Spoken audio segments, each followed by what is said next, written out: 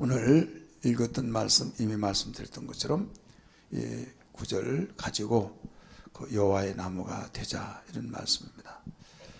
자, 수많은 나무를 왜 백향목만을 여호와의 나무라고 말하고 있느냐? 한마디로 말한다면 그 하나님의 성전을 건축할 때 백향목으로 지었기 때문입니다. 따라서 하나님의 성전을 지을 때 백향목으로 지었다. 그래, 하나님의 그래서 수많은 나무들을 하나님이 창조하셨고 하나님께서 자라게 하시는데 왜 유일하게 이 백향목만을 여호와의 나무라고 하느냐? 쓰여졌다 이거예요. 자, 세상 사람 다 하나님이 만드셨죠. 다 지었어요. 왜? 그런데 그 중에서 그 예수 믿는 사람만을 내 아들이다, 내 딸이다. 왜 그러냐 이거예요. 주님의 몸된 교회를 세워나가기 때문에 믿으시길 바랍니다. 교회를 세워서 하나님께서 그 영광을 받으시고 하나님께서 교회를 통해서 수많은 사람들을 영혼을 구원시키는 일에 사용하기 때문입니다. 우리는 세상에서 태어난 것도 매우 중요하지만은 그 뒤에 태어나서 쓰여져야 된다 이거죠. 다른 사람을 해치고 다른 사람을 죽이고 어떤 협박하고 결국은 그 사람 때문에 바로 그 수많은 사람이 쓰러져가는 이런 것이 아니라 나로 말미암아 많은 사람이 살아나는, 나로 말미암아 수많은 사람이 새 힘을 얻고 소망을 가지고 내가 아무 계시 때문에 제2의 인생을 살았습니다 라고 하는 이런 그 말을 듣는 사람은 하나님의 나무가 될 줄 믿기 바랍니다. 이 목회자가 되면 그 목회자가 아니더라도 똑같아요. 하나님의 사람들은 제가 비록 크게 목회는 못했을지라도 그 제2의 인생을 살면서 이미 그는 그 젊은 나이에 할머니를 너무 좋아하고 너무 좋아해서 그냥 어떤 무슨 일이 있으니까 나 죽어버리겠다. 이 인간이 그 어린 나이에 내가 뭐하러 사나, 그 회의론적인 그런 마음이 파고 들어오니까 거기에 대한 해답이 없으니까 내가 사랑하는 할머니도 죽고 그래 나 죽어버리겠다. 그래서 결국은 농약을 먹고 할머니 무덤가에서 쓰러졌어요. 근데 해가 넘어가더라도 아무리 기다려 오지 않았어요. 가봤더니 무덤가에 쓰러지는 거예요.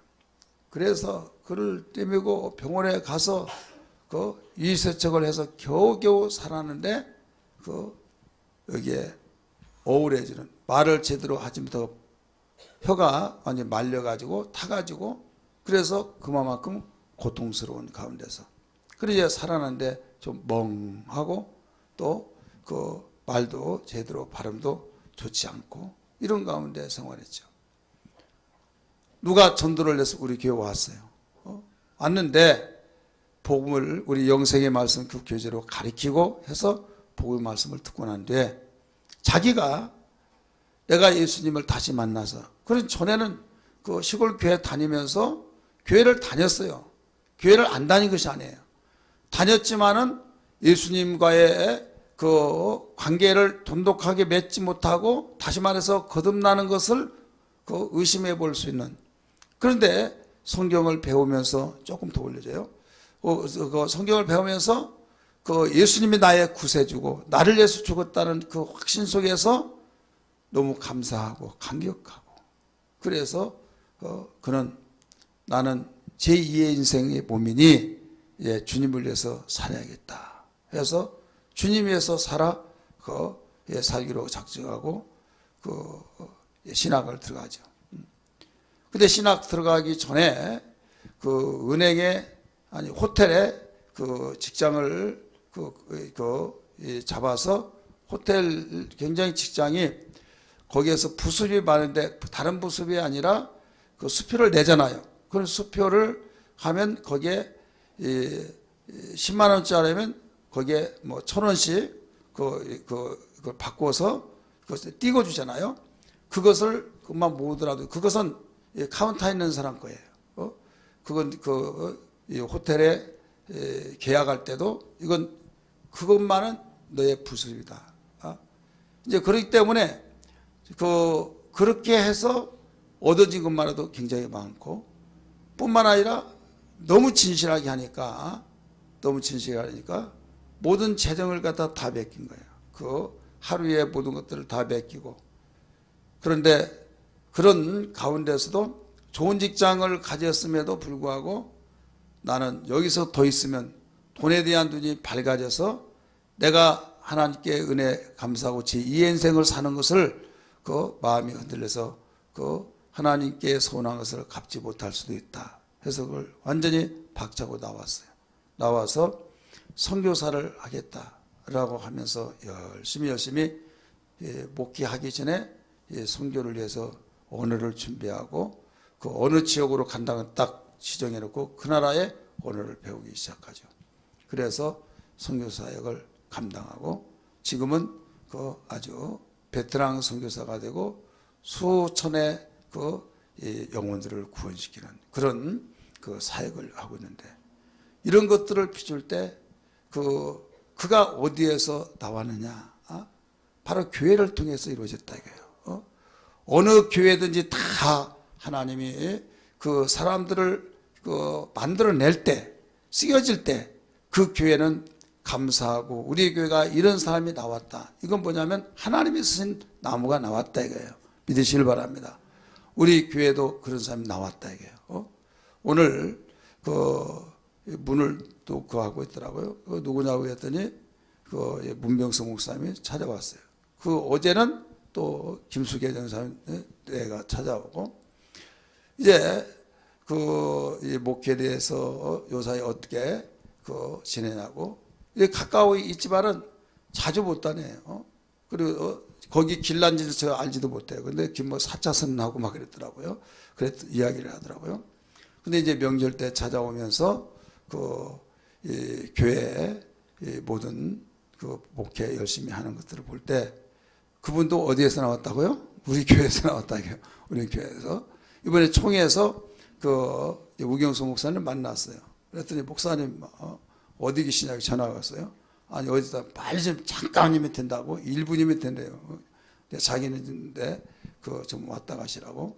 그래 이제 만나가지고 이제 갔는데 그 지하실로 들어와요. 그래 이제 지하실 자기 차가 있으니까 갔더니 뭐야 가방을 2개를 딱 줘요. 그런데 이거 어디 가더라도 그 가볍게 가는데 저기 가지고 다니면 좋을 것 같아서 준비해가지고 온 거예요. 그렇게 그 어떤 물건이 중요한 것이 아니라 그만큼 그 은혜를 감사하면서 교제를 나누면서 목회를 그 영혼 살리는 일들을 하면서, 그러니까 이 목사가 흐뭇한 것은 뭐냐면 천하보다 귀한 영혼을 구원시키는 일에 그 사람들이 계속 나와진다고 하는 그 한 사람이지만은 그분이 또 교회를 그렇게 목회하면서 거기서 또 수많은 사람이 나오죠.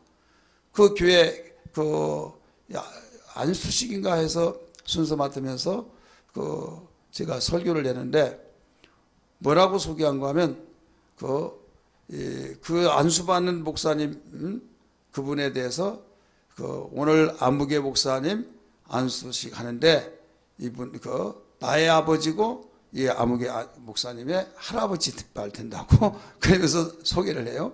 왜 그런가 하면 그분이 우경수 목사님이 키워가지고 목사 안수식을 한 거예요.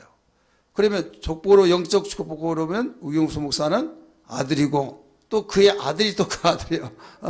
그래 이제 진손자마 고손자까지만 나와진 것이. 그래서 제가 목회자를 양육하는 목회를 하게 해달라고. 그 기도는 왜 그런가 하면 목사 한 사람은 한 사람이 아니다 이게요. 목사 한 사람은 교회 하나가 되어진다는 걸 알기 때문입니다. 그래서 사람 키워야 된다, 사람 키워야 된다 하는 이유는 그 한 사람이 수많은 열매를 맺기 때문에. 그래서 우리가 하나님의 나무가 되어지면은 백양목이 이스라엘 나라가 범죄하기 전까지의 성전이 잘 보존되다가 범죄할 때는 불타서 많은 사람들이 하나님을 잘 섬길 때는 이렇게 영광스럽더니 하나님께 범죄하더니 이렇게 되었구나 라고 한 것을 지나가는 사람이 조롱거리가 된다 이렇게 말했죠. 그럼 불타기 전에는 야 하나님 살아계신다고 하나님께 영광을 돌리는 성전이 된다고 가르쳐 준 걸 믿기 바랍니다. 오늘 우리는 그냥 이 백향목만이 여호와의 나무다. 이 백향목 나무를 증거하려고 한 것이 아니라 백향목은 우리를 향해서 비유로 말씀하시고 실제로 나무지만은 거기에서 그 우리에게 알려준 것은 천하보다 귀한 영혼을 하나님이 구원시키고 하나님이 쓰시고 계속적으로 영광을 받으시는 우리 인간을 향해서 여호와의 나무가 되라 한 것은 여호와의 사람이 되라, 하나님의 사람이 되라 이런 말씀이에요. 그러니까 만약에 내가 이 세상에 살면서 그냥 먹고 자고 쓰고 또 자식 키우다가 그냥 하나님 뭐라면 가고 그러면 훌륭한 자녀를 키웠습니다. 참 행복한 가정을 이루었습니다. 부럽습니다. 이런 소리를 들을 수 있겠지만은 하나님 앞에 가서는 너 뭐 하다 왔냐? 라고 물어본다고 한다면 예, 자식 키우다 왔습니다. 그럼 내 일은 무엇을 했냐? 나에 대해서 일은 뭐 했냐? 그러면 거기에 대한 고백이 나와야만 됩니다. 믿으시길 바랍니다. 고백이 나오지 아니하면 우리에게는 결국은 실패예요.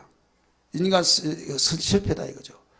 그러니까 개인적으로 아무리 아기자기 잘 살고 행복하고 아름답게 산다 할지라도 그에게 국가에서 어떤 훈장 줍니까 안 줍니까? 줘요 안 줘요? 안 줘요.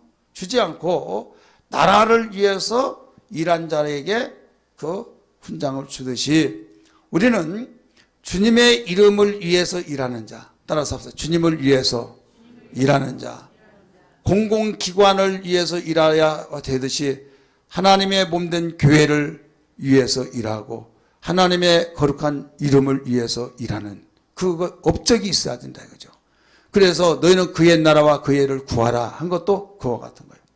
주님의 나라와 그의 의를 구하지 아니한다고 한다면 뭐 구하겠어요? 땅의 것을 구하는 거예요. 무엇을 먹을까 입을까 마실까 그걸 구하죠. 그런데 이것은 다 이방인들이 구하는 것이라.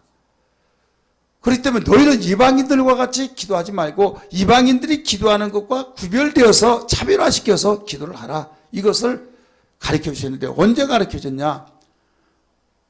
사역 중반기에 가르친 것이 아니라 사역 초기 회개하라 천국에 가까웠다고 하면서 40일 금식 기도를 마치시고 그 많은 이적을 처음에 행하시면서 많은 사람이 몰려 들어올 때 그들을 데리고 이 갈릴리 바다 나진막한 야산에 앉혀놓고 가르친 거예요.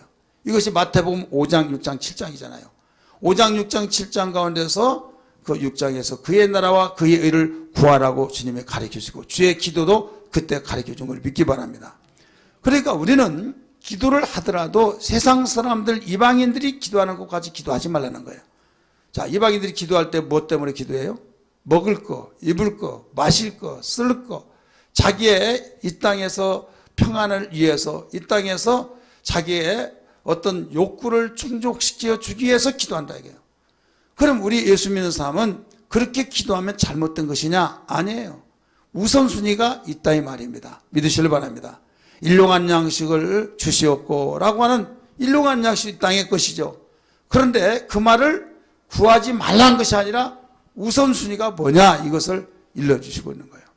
그래서 주님이 가르쳐준 주기도에서도 하늘에 계신 우리 아버지여 이름이 거룩히 여김을 받으시오며 라고 하면서 하나님께 영광을 돌리는 그 이름이 영광을 받으시고 거룩히 여김을 받으시는 그러면서 하늘에서 뜻이 이루어지기처럼 땅에서 이루어지기를 원하면서 바로 시험에 들지 말고 또 악에 빠지지 말고 일용한 양식 구하고 이런 내용들을 가르쳐줬죠. 그래서 이 순서라고 하는 것이 얼마나 중요한지 몰라요. 근데 거기서만 가르쳐 준 것이 아니라 이것은 순서 뭐 그냥 하더라도 그 순서 거꾸로 하도 된다라고 이렇게 말할까 봐 너희는 먼저 그의 나라와 그의 의를 구하라. 그러면서 미처 그 기도를 하다가 보면 시간이 그 아침 같은 경우에 새벽 기도한 것 같은 데는 그런 기도하다 보면 정작 내 자녀를 위해서 나의 그 가정을 위해서 기도가 시간이 모자라서 못할 때가 있을까요? 없을까요? 많죠. 그런 기도하다가 보면 그러면 내가 기도할 그 우리 가정을 위해서 하나도 기도 못했네 하면서 그 속상해 할 이유는 없어요.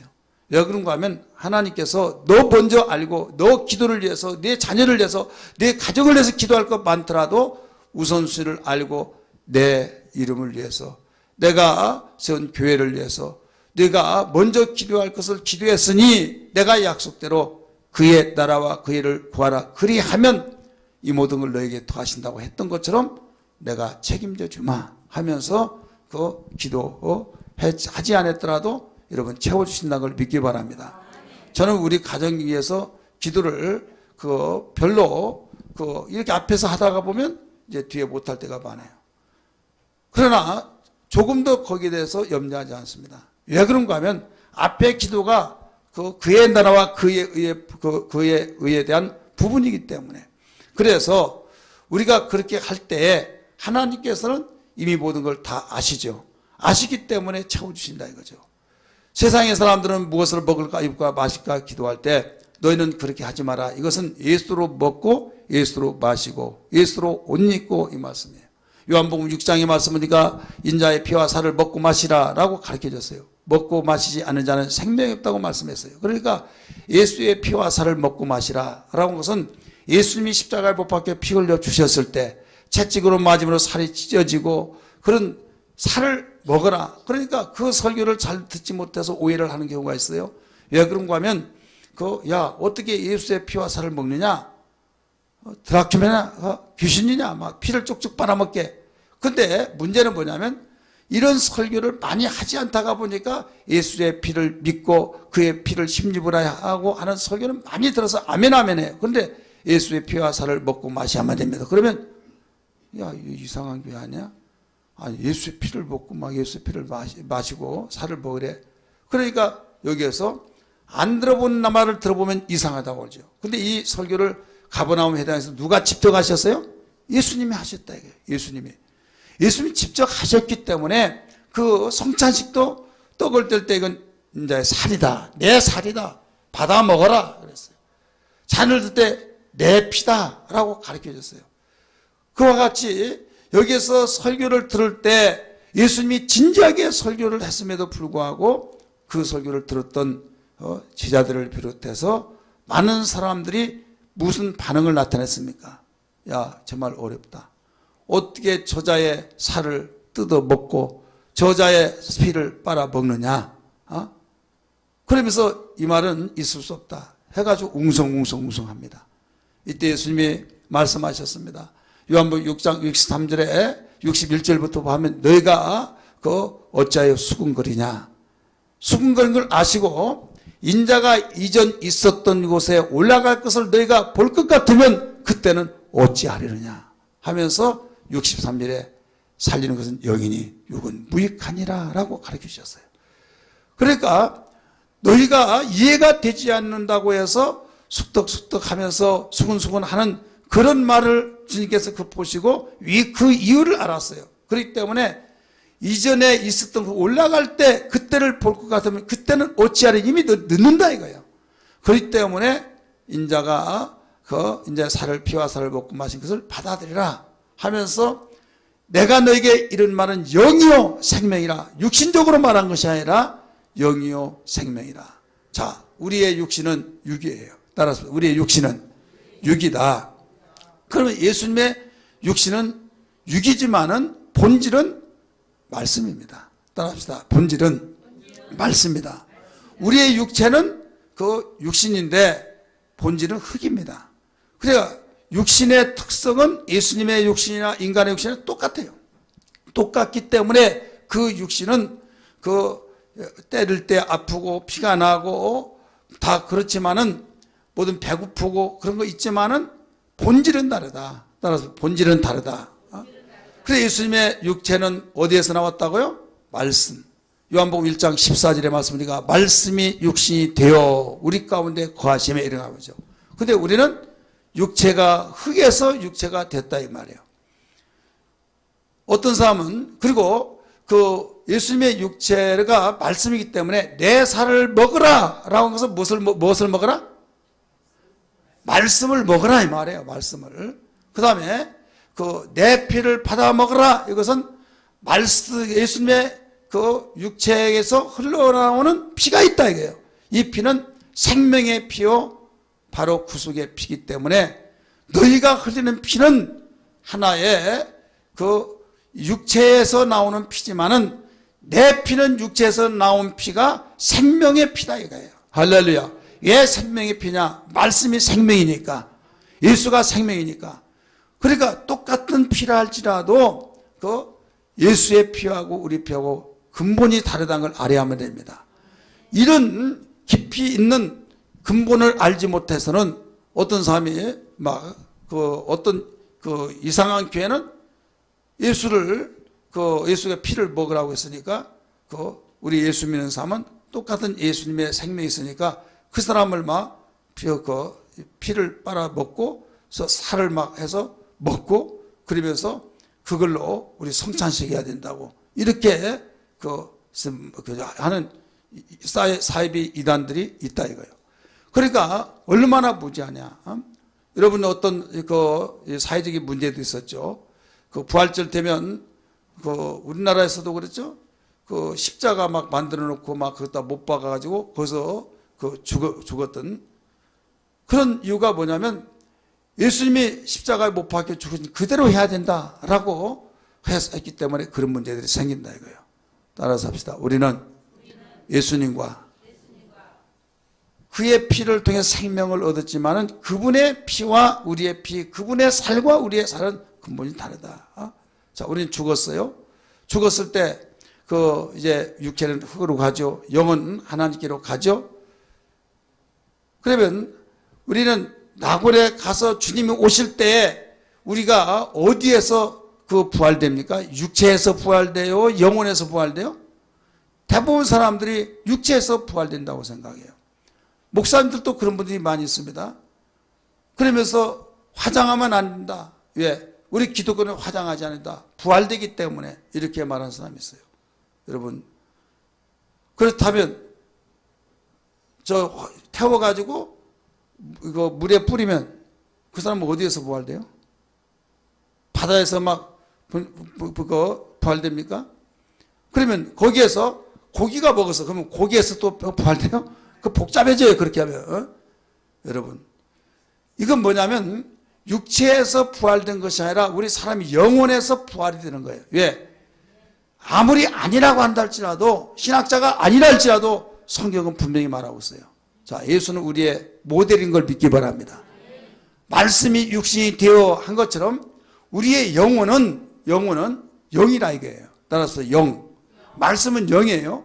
그래서 예수님을 마음속에 영접했을 때 우리 영이 살아나서 이제 생명이 되었어요.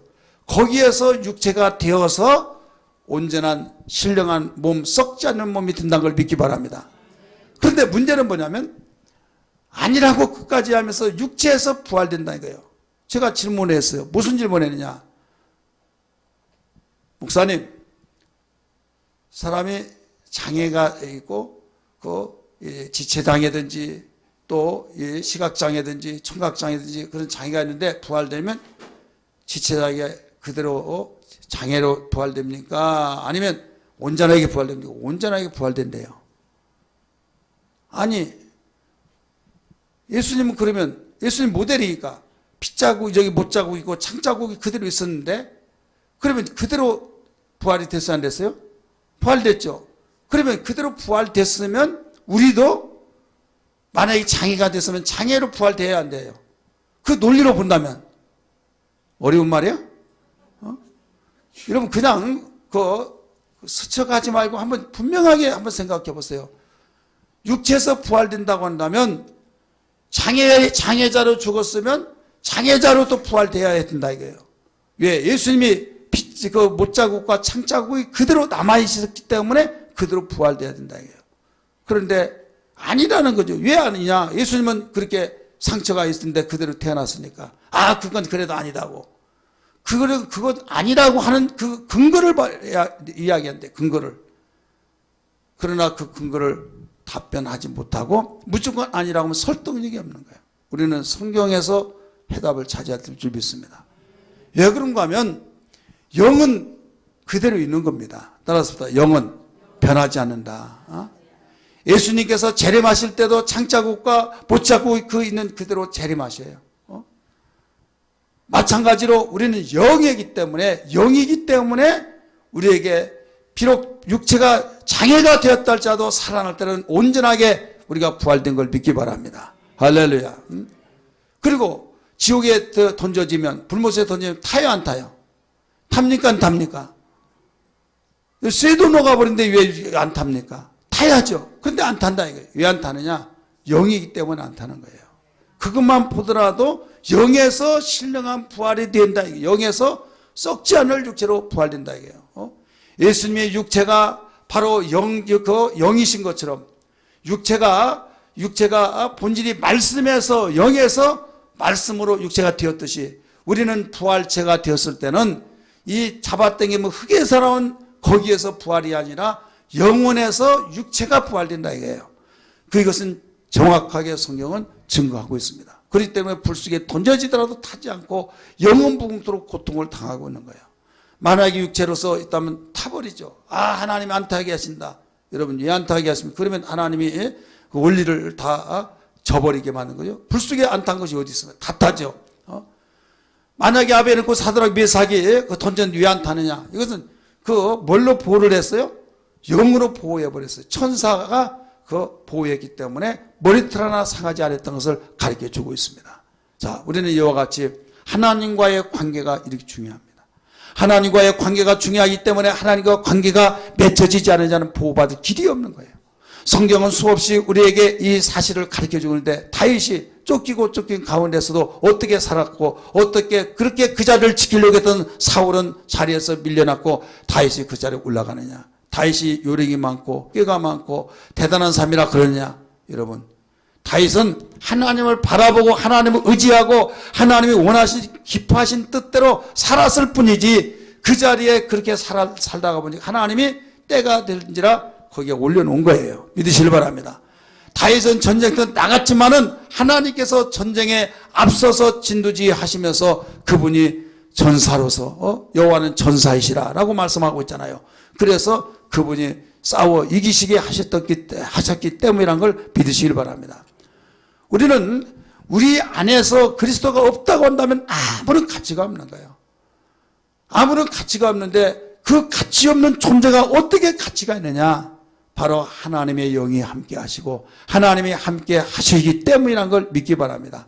똑같은 나무들이지만은 똑같은 그 밑에 그 수분을 빨아 올려서 자라서 자라나지만은 왜 여호와의 나무라고 지칭하는 배경만이 여호와의 나무냐? 하나님께서 쓰시고 하나님께로부터 귀하게 쓰임 받았기 때문에 여호와의 나무라고 가르쳐주고 있다 이거예요. 우리 같이 읽읍시다. 시작. 여호와의 나무에는 물이 흡족하며 곧 그가 심으신 레바논 백향목들이로다. 할렐루야. 그러니까 우리는 백향목이 여호와의 나무인 것처럼 우리의 삶 속에서 아무개가 너는 내 나무다 이렇게 말했던 것처럼 너는 내 사람이다. 할렐루야. 너는 내 사람이다. 내 마음에 합한 자라. 다윗을 향해서 말했던 것처럼 이런 하나님께서 우리를 사랑하는 고백이 되어야 될 줄 믿습니다. 우리 따라서 합시다. 백향목은 하나님의 나무다. 여호와의 나무다. 우리 그 나무가 되자는 거예요. 그러면 하나님의 나무의 백향목을 그 많고 많은 나무들 가운데서 백향목을 하나님께서 택해서 성전을 지었느냐? 그 성전을 지은 이유를 알아야만 됩니다. 왜 백향목만을 가지고 지었느냐? 자, 백향목의 특징 세 가지가 있어요. 백향목의 나무 특징 세 가지. 하나는 곧다. 반듯하게 된다. 반듯하게 자라서 여기에 굉장히 기둥감으로 사용되기에 이 나무처럼 좋은 나무가 없다. 그 다음에 두 번째는 질기다. 얼마나 질길지 몰라요. 세 번째는 향이 난다. 향기가 난다. 이게 특징이에요. 그러면 우리는 여기는 나무이니까 이 세 가지의 특징 속에서 백향목을 여호와의 나무로 사용했지만은 우리는 그럼 이 특성이 있어야 없어요? 하나님께서 쓰시는 나무에게 이 세 가지 특성이 있듯이 하나님께서 사용하는 사람에게는 세 가지 특성이 나타나야 된다. 왜? 나무는 이런 특성으로 나타나서 사용했어요. 그러면 우리도 나무는 아니지만 이 백향목 여호와의 나무라고 하는 나무의 특성이 우리에게서 나타나야 된다. 그러면 이 곧준 것은 뭐예요? 하나님의 말씀으로 쭉 자라나가는 거. 하나님 말씀만을 향해서. 그러면 왜 곧은 나무가 될까요? 위만 찾아보니까. 따라서 위만 찾아보니까. 얘 나무가 흐트러지냐? 옆으로 흐트러져서 우산처럼 되고 바로 방향이 옆으로 잡아서 그래요. 근데 나무마다 옆으로 가지들은 잡았기 때문에 옆으로 쳐지죠. 그러나 맨 위에는 어디로? 위에를 향하잖아요. 그래서 항상 반드시 자란 나무는 맨 꼭지점에서는 위를 향하기 때문에 위에서 계속 자라고 옆으로 자라는 것은 결국 떨어지지 안 떨어져. 그 가지가 툭툭툭 끊어져서 위로만 자란 것으로 바로 기둥감이 되어진 거예요. 우리는 세상에 육시태가 있기 때문에 세상도 바라보고 생각도 하고 있지만은 우리의 방향은 분명하게 하나님의 말씀을 바라보고 나가야 돼요. 줄 믿기 바랍니다. 하나님을 향할 수 있는. 그래서 히브리서 12장 2절의 말씀 보니까 우리의 믿음의 대상이신 주요 믿음의 주요 온전케 하신 예수를 바라보자 이렇게 나오죠. 따라합시다. 믿음의 주요 온전케 하신 예수를 바라보자. 그래서 이 주님이 오직 하나님 아버지를 향해서 기도하고 아버지여 아버지 하면서 내가 아버지의 뜻을 행하러 왔다고 하면서 육체로 입어서 우리 가운데 거하셨지만 그의 생각과 마음과 모든 뜻은 어디를 향하고 있습니까? 하나님 아버지의 뜻을 향하고 있는 것처럼 우리도 육체가 있기 때문에 가정도 돌봐야겠고 사회생활도 해야겠고 또 이모저모 대인관계 속에서 하지만은 궁극적인 방향의 목표는 어디를 향해요? 그의 나라와 그의 의를 향하고 오직 하나님의 말씀을 지향하면서 주님을 바라보는 삶 속에서 자라나가야 된다. 그래야만 여호와의 나무 백향목 같이 하나님의 사람이 되어진 걸 믿기 바랍니다. 여러분 골로새서 3장 1절 2절에서도 너희가 죽었다가 살리심을 받았으면 위의 것을 찾으라 땅의 것을 찾지 생각하지 말라라고 가르쳐 줬어요. 우리 성경 한번 볼까요? 골로새서 3장 1절 2절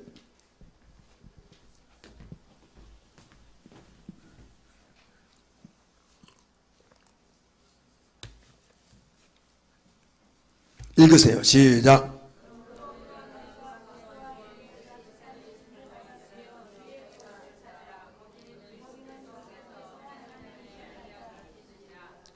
아멘. 아멘. 바로 위의 것을 찾으라. 그러니까 우리의 신앙이 어디에서부터 타락이 되냐? 위에를 찾아보지 못하니까 그래요. 나의 중심 사상이 먹으나 자나 입으나 무엇을 하든지 간에 하면서 주님을 향할 수 있는 그 마음의 자세가 돼야 하는데 그 마음이 식어지면은 몸만 가지가 왕노릇하는 거예요. 그러면 가지는 땅을 찾아보잖아요. 땅을 찾아보면 이때부터는 하나님과 관계 끊어져 버린 거예요.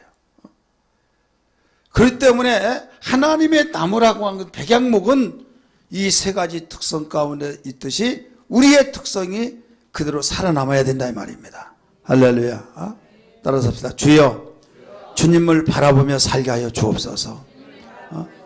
생각도 주님을 향하고 마음도 주님을 향하고 우리의 마음과 생각에 의해서 우리의 방향이 삶의 방향이 그러니까 무엇을 먹든지 마시는 주의 영광을 위해서 하라고 고린도전서 10장 32절 바울이 고백했듯이 여러분 그렇게 성령 충만했던 고린도 교회 은사가 충만하고 그 어떤 교회보다 은혜가 그렇게 충만해서 성령에 충만한 교회였던 그 교회가 어느 순간에 수라장이 되어버렸어요.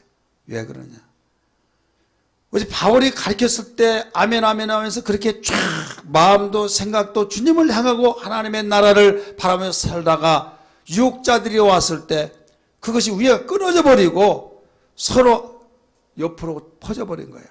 가지가 위로 올라가는 그 중심보다 더 커져버리다가 보니까 여기서 바울파다 아볼로파다 예수파다 막 개바파다 그러면서 찌그럭찌그럭 하면서 싸우고 막 그러다 보니까 바울이 그 말이 나는 거예요. 너희는 무엇을 먹든지 마시든지 주의 영광을 위해서 하라라고 한 것이. 너희가 예수를 믿으면서도 지금 지향하고 있는 것이 어디냐 이거예요. 오늘 한국의 기독교의 문제점이 어딘 줄 아십니까? 이단보다 더 무서운 것이 세속하다고 수없이 제가 강조하고 있죠. 지금 우리의 삶 속에서 신앙에 점검할 때 내가 교회를 나오더라도 주님을 향한 것이 없다고 한다면 여러분 세속화로 가고 있는 거예요. 그렇기 때문에 주님을 바라보면서 주의 말씀이 오직 내 중심 사상이 주님을 바라보는 그런 삶이 되어야 해요. 그렇지 아니하면 이건 어느 날 반드시 잎사귀가 이렇게 우산처럼 퍼지면서 처지면서 그 무게에 묻어서 나중에 결국 가지는 끊어집니다. 자연적으로 떨어지고 끊어지고 마르고 해서 그 다음은 도사되어 버리고 만다 이거죠. 고사되고 마는 거예요. 그래서 우리는 반드시 말씀 중심 속에서 주님 바라보고 나가야 된다는 걸 믿으시기 바랍니다. 이거 살면 여러분 사는 거예요. 두 번째는 즐기다는 거예요. 자, 왜 즐기냐? 그 즐긴 이유가 있어요. 우리나라 백두산이 몇 미터요? 김숙향 권사님? 몇 미터? 모르도 괜찮아요. 뭐 천국 가는데 지장 없으니까. 2772m인가요? 그 백두산 그렇게 높지만은 그보다 더 높아 3000m가 넘어요. 그 3000m가 넘은 거기에 자라나고 있는 것이 바로 백영목이에요. 그러면 이 나무가 그 질긴 이유는 즐기라고 잘기라 쓰다 보니까 말은 즐기라는데 즐기다. 이 질긴 것이 비바람을 맞고 또 추위에 맞고 그래서 잘 자라지 않으면서 질겨요. 백두산 올라가다 보면요 밑에는 막 무성하고 가면서 키가 적어지고 나중에는 맨 위에는요 풀만 있으니 이만한 풀. 왜? 바람이 얼마나 세든지. 그러니까 바람이 오늘날 무엇을 의미하느냐 따라서 합시다. 환란, 피팍, 요거도 먹음 이런 것들이에요. 자, 지금 나무에게 막 그 동남풍아 불어라 서남풍아 불어라 막 동북부 불어라 막 하면서 막 이리저리 흔들면서 얼마나 흔들하고 뿌리채 뽑힐 정도로 막 그러면서 그런 가운데 자란다는 것은 얼마나 그 나무에게 그 연단이 많겠냐 이거죠. 우리 그 나무를 나라고 한번 보세요. 한번 흔들면 다 넘어지고 다 뿌리채 뽑혀져 버렸어요. 예수 보고 나 바르고 막 교회가 다 필요없다고 막 해버리면 뿌리채 뽑혀진 거예요. 그렇잖아요. 바람이 불어서 가지가 끊어진 것은 다시 나요. 따라서 다시 난다. 뽑혀지면 여러분 끝나는 거예요. 근데 뽑혀지지 않는 이상 반드시 회복됩니다. 마찬가지로 욥이 뿌리채 뽑혀지지 않았기 때문에 먼 일이 나갈 때 갑절의 복을 받았던 걸 믿기 바랍니다. 뽑혀지는 것은 여러분 그거 죽는 거예요. 뿌리채 뽑혀진다. 예수 믿는 사람은 왜 소망이 있습니까? 뿌리채 뽑혀질 수 없기 때문에. 할렐루야. 세상은 뿌리채 뽑혀져서 모두 끝나시납니다. 그러나 우리 예수 믿는 사람은 가지는 끊어진다 할지라도 그래서 가지가 끊어지면 끊어졌네 하지만은 거기서 다시 싹이 나요. 여러분 피팍을 통해서 정말로 어떤 욥처럼 태풍에 의해서 막 재앙에서 막 쑥대밭이 되어버렸지만은 그 당시는 죽을까 망해버린 것이 분명히 나타나지만은 거기에서 다시 복구가 됐잖아요. 재기가 됐잖아요. 오히려 더 하나님께 영광을 돌리면서 하나님의 갑절의 복을 주셨던 것을 믿으시면 아멘 하시기 바랍니다. 요셉에게 하나님의 뜻대로 살려고 하지만은 그에게 그 폭풍 같은 그런 힘든 어려움 역경에서 감옥에 들어가 버리는 가운데 망했다. 그것도 다른 감옥이 아니라 거기는 변호사도 필요 없습니다. 그 특별한 감옥은 바로 집행을 하는 감옥이에요. 그래서 그런 자리에서도 하나님께 원망치 않았던 요셉을 하나님께서 바로 싹이 나게 하셔서 거기에 총리로 사용되었고 수많은 인물들이 다 그와 같은 과정을 한 사람도 겪지 않은 사람이 없어요. 그래서 오직 하면 여러분 천국 뭘로 가요? 뭘로 갑니까 천국을? 내가 그럴 줄 알았어요. 의도를 잘 알으셔요. 믿음으로 간다. 맞아요. 이거 모르는 사람 없어요. 그거 물어보기 위해서 물어본 것이 아니에요. 따라서 환난을 많이 겪어야 된다. 무엇을 겪어야 해요? 환난 많이 겪어야 천국 가는 거예요. 그러면 성경도 모르는 사람들은 저 사람 이상하다. 저 목사 왜? 믿음으로 간다는데 환난을 많이 겪어야 된다고 그러냐? 그러면서 극단적으로 이단이야. 그러면 바울도 이단입니까? 성경에 바울이 사도행전 그 14장 22절의 말씀 보니까 너희가 하나님의 나라를 가려면 많은 환난을 겪어야 된다. 이렇게 나왔어요. 한번 읽어봅시다. 성경 말씀 사도행전 14장 22절 읽으세요. 시작.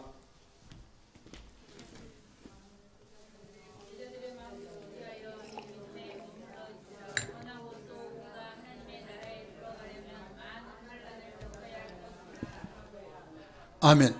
하나님의 나라 가려면 뭐라고 했어요? 많은 환난을 겪어야 할 것이라. 많은 그 뭐 조금이 아니라 많은 환난을 겪어야 할 것이라. 그리고 예수님이 말씀하시기를 요한복음 16장 33절의 말씀 보면 거기에 너희가 세상에서 환난을 당하나 강하고 담대하라. 내가 세상을 이겼노라. 할렐루야. 믿으시길 바랍니다. 그리고 또 나온 것이 뭐냐면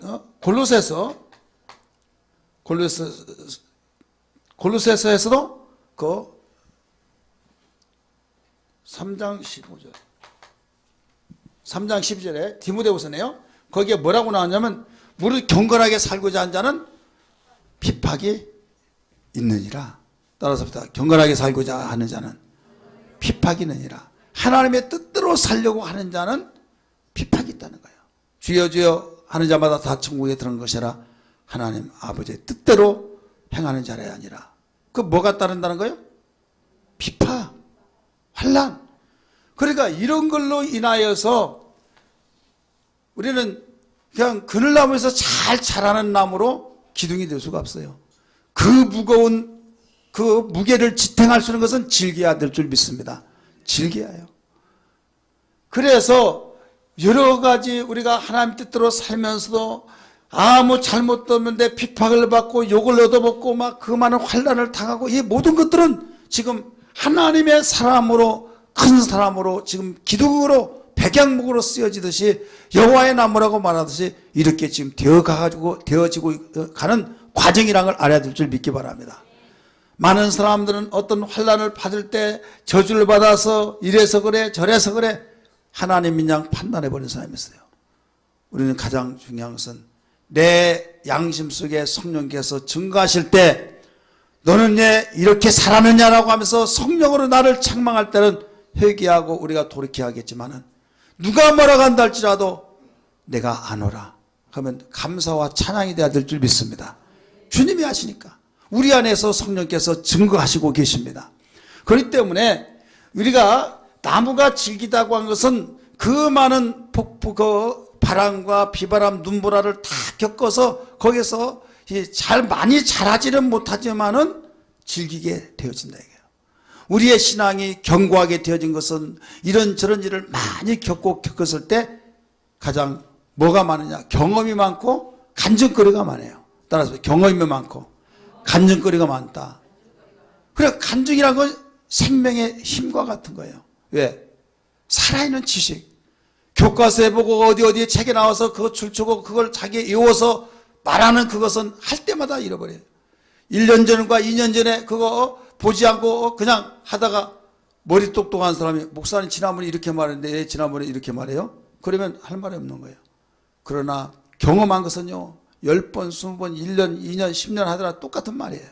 따라서 다 경험했던 말이기 때문에 하나님 말씀은 자기가 겪었던 그 말이 경험의 말로서 살아있는 생명과 같은 산지식이 된 걸 믿기 바랍니다.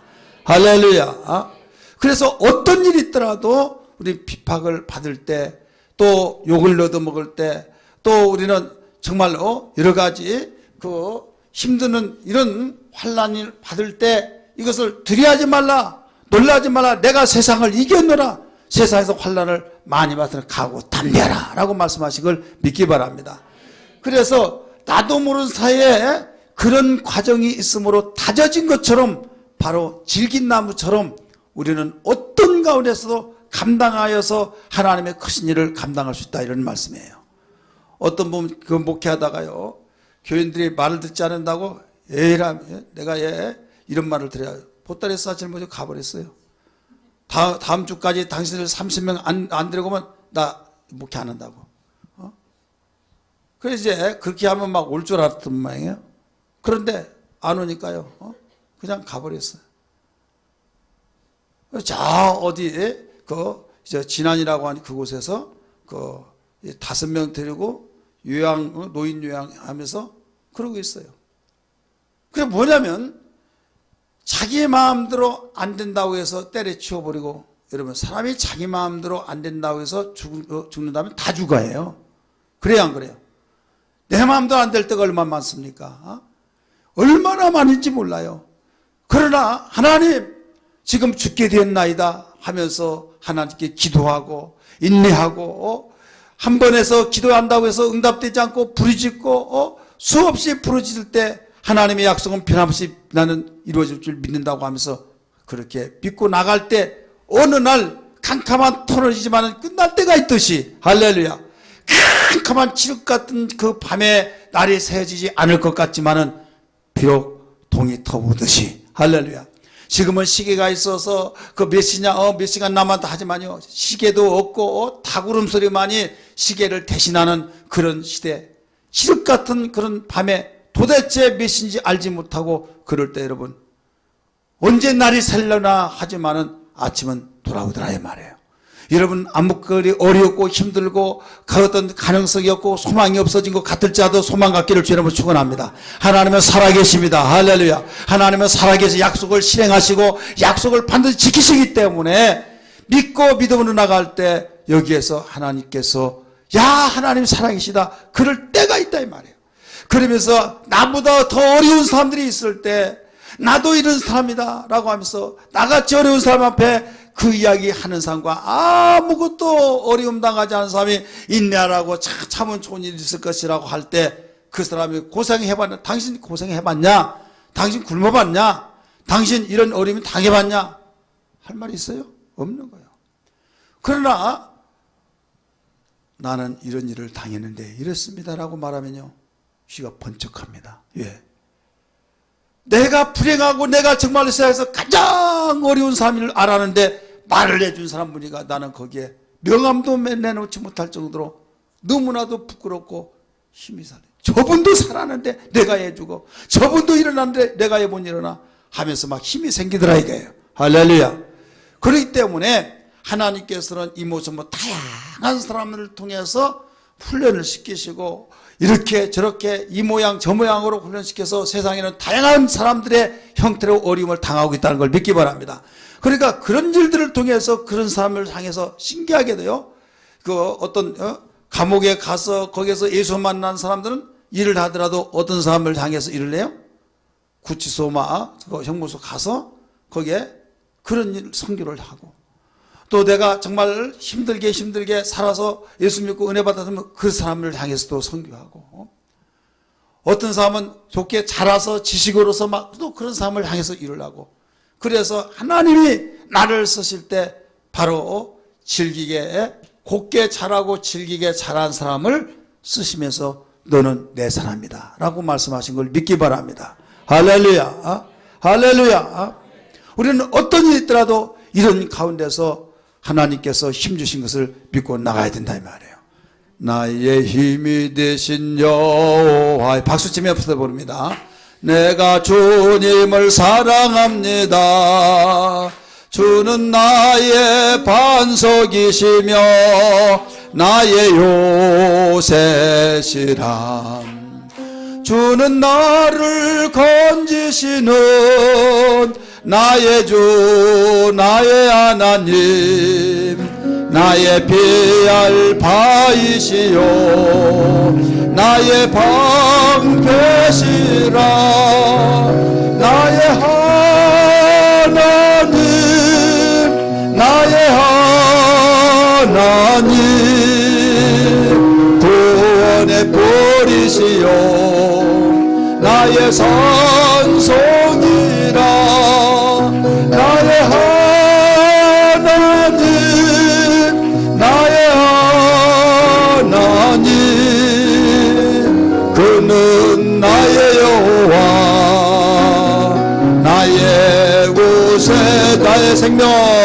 나의 생명 되신 여호와여 내가 주님을 찬양합니다.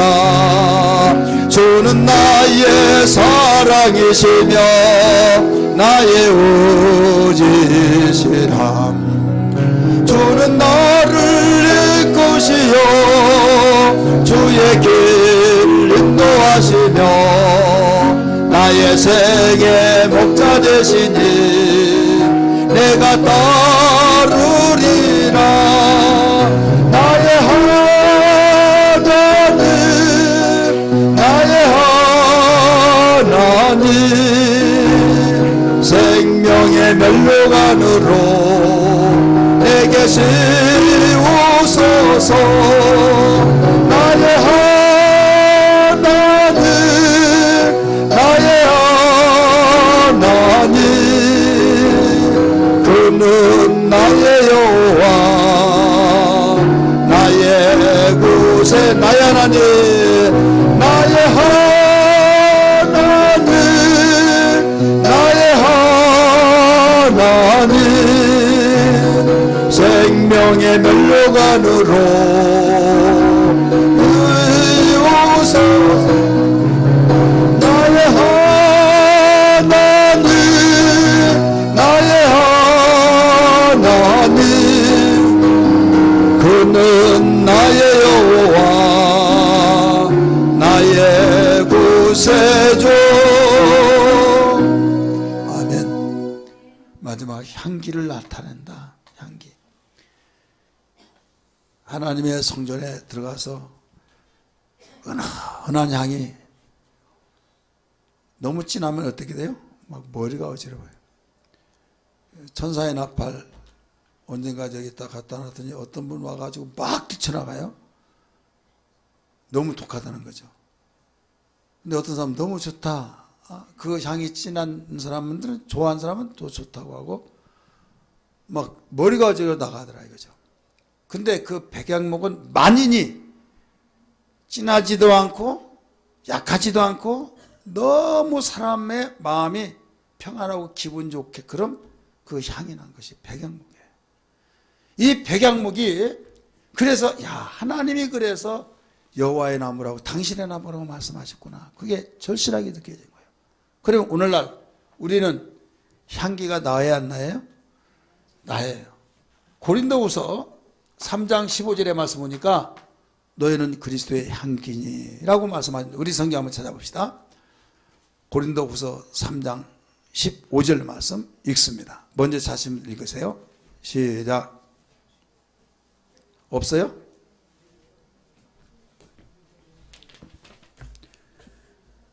고린도후서 3장 15절 아니에요?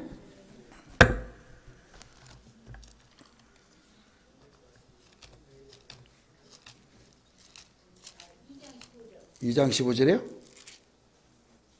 고린도후서 2장이네. 2장 15절. 읽으세요. 시작.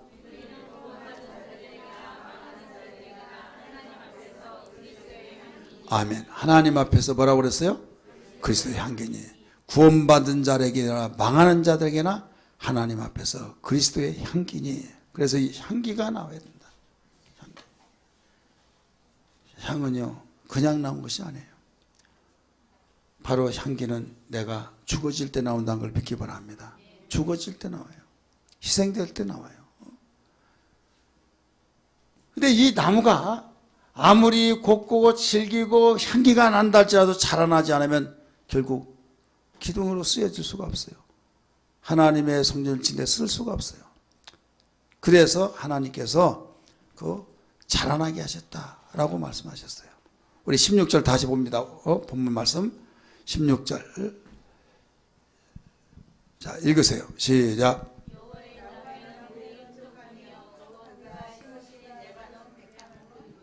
예, 물이 흡족하며 나오죠. 따라서 물이 흡족하며. 이게 백양, 이게 레바논이에요. 레바논 헬몬산입니다. 헬몬산.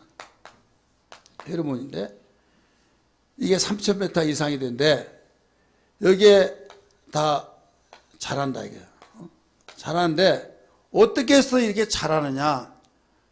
눈이 많이 덮여져서 뿌리에서 양분이 올라오고 그 다음에 위에는 이슬이 싹 가면서 이 나무 잎사귀에 다 내려져서 한여름에도 안개가 쫙 껴가지고 거기에서 잎사귀를 닥쳤어요. 자, 잎사귀 적신 것은 잎사귀에만 들어가지만 나무가 워낙 크니까 그 위에까지 뻗어 빨아 올리는데 한계가 있겠죠. 그러니까 위에는 뭘로? 바로 이슬로, 안개로. 밑에서는 계속 눈이 녹아가면서 그 위에로 빨아 올린다. 수분이 마르질 않는 거예요. 자, 오늘 이 수분 뭐예요? 말씀이에요. 따라서 말씀으로 항상 끊임없이 위에서 내려오는 그 이슬은 뭡니까? 우리가 보여지고 느껴지고 또 우리가 그 생각하면서 하나님 감사합니다 하면서 하나님 말씀 묵상하면서 나타나는 그 놀라운 사건 속에서 하나님을 해 감사합니다고 하는 그것으로 자라고 내 속에서 깊이 말씀에 의지해서 그물을 던지리라고 하는 그 고백과 같이 말씀이 생명이 되어서 우리는 양식이 되어서 자란다 이거예요. 그래서 그리스도의 분량이 이렇게까지 장성할 때 여러분 우리 주께서 쓰신다는 걸 믿기 바랍니다. 그러므로 절대로 이 아무리 이렇게 되어지는 나무를 할지 자라나지 않으면 안 된다 이게요. 그러니 계속 자라나야 된다. 물이 없을 때는 물이 흡족하지 않으면 자라날 수가 없어요. 그래서 이 흡족한 물이 되어진 것을 한마디로 말해서 은혜를 받자는 거예요. 은혜. 우리 한번 들어 은혜를 받자. 은혜 받지 않으면 안 된다 이게요. 그래서 히브리서 13장의 말씀 보면 13장 마지막 절 보세요. 히브리서 13장. 히브리서 13장 28절 말씀. 은혜를 받자. 하나님은 은혜 받지 않는 자에게 소멸하는 영이 된다고 그랬어요. 은혜 받지 못하면 결국 죽는 거예요. 13장 28절 시작.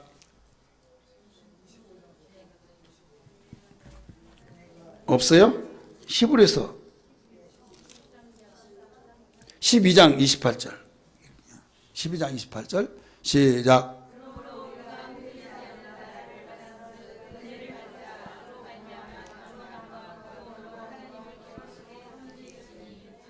아멘.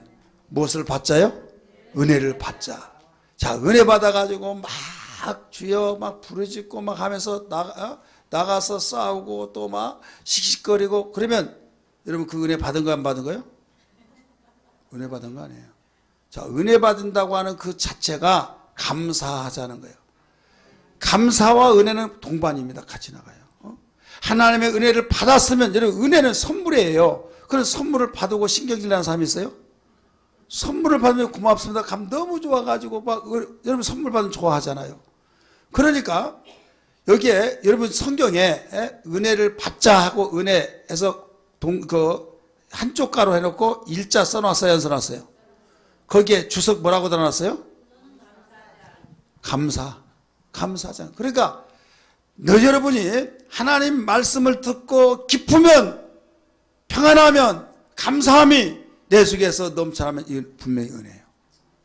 그런데 무엇을 보더라도 환상을 보고 음성을 들었다 할지라도 얼마나 좋겠냐고 그런데 정작 자기는 하나도 기쁘지도 않아요. 몸이 무겁고 짜증나고 그리고 얼굴 보면 기뻐하지를 못해. 감사한 것이 나타나지 않아요. 이건 은혜가 아니에요. 믿으시길 바랍니다. 그래 반드시 은혜는 무엇과 동반된다? 감사와 동반된다. 그래서 은혜를 받자 할 때 감사하자 이 말이에요.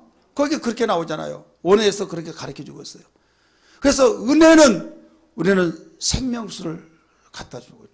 은혜는 물을 흡족하게 만들어준 거예요. 사람이 어디에서 신바람 납니까? 기쁨과 감격과 감사 속에서 우리의 영혼이 살아나게 되고 우리의 삶에서 활기가 차 넘치고 할렐루야. 근데 아무리 먹을 것 많고 권력이 있고 부와 영화를 누린다 할지라도 짜증나고 모든 걸 괴로워하고 도대체 내가 뭐 때문에 사는가라고 생각이 되지면 이게 불행한 거예요. 이게 지옥이에요. 이 세상에 있을 동안의 지옥이고 죽어서도 지옥이에요. 그게. 그러니까 우리는 감사하는 것, 그것이 천국이 이루어진 거예요. 할렐루야. 여러분, 왜 하나님께서 예수 믿는 사람이 어려운 환경 속에서도 다른 사람 저 사람 어떻게 사는가 그런 환경 속에서도 주님 감사합니다. 주님 감사합니다. 고백이 나와지면 진실한 고백이 되어진 건 왜 그렇습니까? 그 이유는 은혜를 받았기 때문에. 믿습니까? 어떤 사람이 막 굉장히 돈을 물쓰듯이 쓰는데 내가 살게 막 하면서 먹고 싶으면 다 먹으라고 해서 막 30만 원, 40만 원씩 막 갈비를 갖다 막 사주고 막 또 뭐 하면 자기가 뭐든 어떻게 보면 돈 자랑도 되어지고 막 그렇게 쓰는데 기쁨이 없더라 이거죠. 근데 거기에 비하면 너무 못 사는데 같이 부부가 가니까 하는 말이 행복하시냐고 그러더래요. 너무 행복하다. 그러니까 깜짝 놀래가지고 아니 그렇게 사는데 행복하다는 고백이 어떻게 나올까?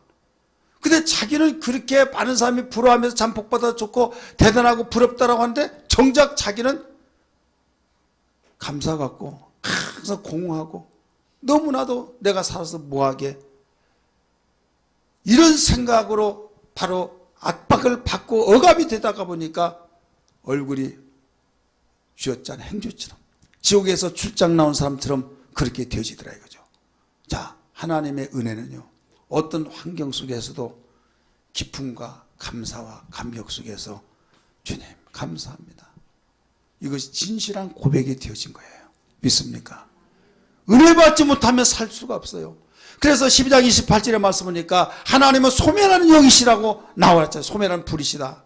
은혜를 받지 못하면 한마디로 그 어떤 식물로 비유한다 보면 열매 없는 가라지요 쭉정이요 어떤 잡초와 같기 때문에 불을 통해서 태워버리듯이 은혜 받지 못하면 결국 그렇게 되어진다. 믿으시길 바랍니다. 깨달아지면 아멘 하시 바랍니다. 그러니까 첫째도 둘째도 셋째도 우리가 살 길을 은혜 받아야 해요.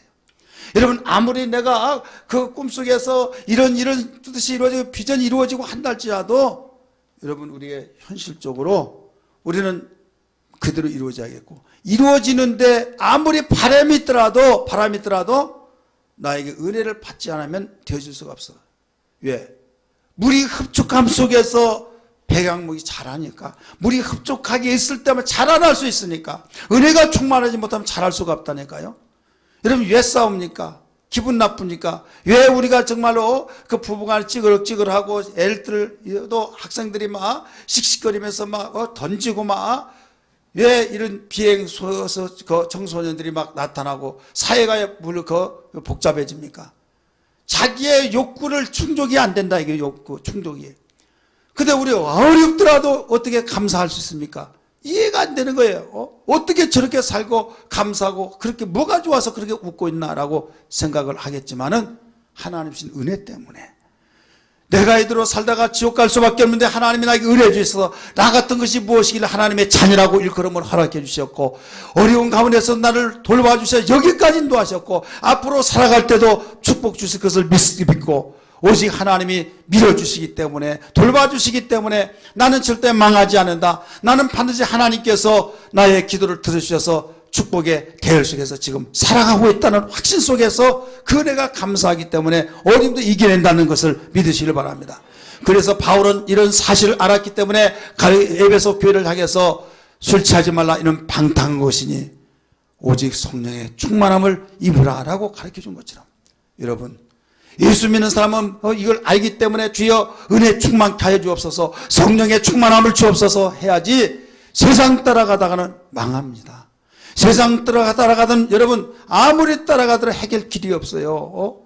우리는 주님 따라가야 될 줄 믿습니다. 은혜를 향해서 나가야 될 줄 믿습니다. 그래서 고린도후서 6장 1절 2절의 말씀 보니까 하나님의 은혜를 헛되이 받지 말라. 보라 지금은 은혜 받을 만한 때요. 보라 지금은 구원의 날이라고 하면서 하나님의 은혜를 헛되이 받지 말고 바로 받아서 주님 은혜 없이는 살 수 없습니다. 여러분 분명 고백이 되어야 될 줄 믿습니다. 여호와의 나무가 되기를 위해서 간절히 간구하기를 원하시면 아멘 하시길 바랍니다. 여러분 그렇다면 은혜 받아야 될 줄 믿습니다. 은혜 받으면 하나님이 쓰여지게 하시고 환경을 이기게 하시고 어떤 환경 속에서도 감사와 찬송이 흘러나온 걸 믿으시기를 바랍니다.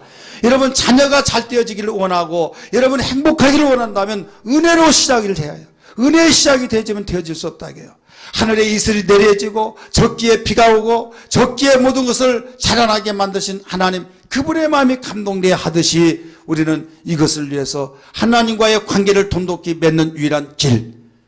그러나 마귀는 이걸 끊어놓고 너 이모대로 살 수 있다, 네 지식을 가지고 네 이치에서 네가 무엇이든 다 할 수 있다 하면서 간교하게 우리를 유혹할 때, 여러분, 사단아 물러가라, 나는 속지 않는다, 사람이 떡으로만 살 것이 아니라 오직 하나님의 입에서 나는 모든 말씀으로 살 것이라고 말씀하셨느니라. 할렐루야.